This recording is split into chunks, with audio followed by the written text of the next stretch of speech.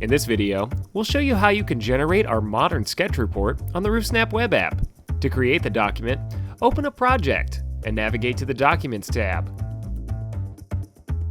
Click the blue plus button and then click on Sketch Report. Now you'll be presented with two options.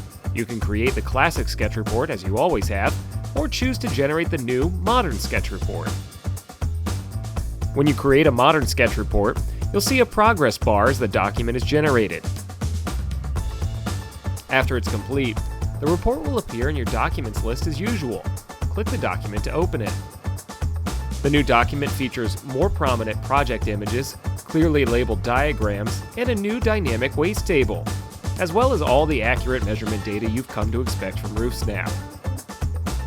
If your project has pins, your report will also include our assessment page, with a full page devoted to the pins' locations and a cleaner layout for your pins and their notes and photos.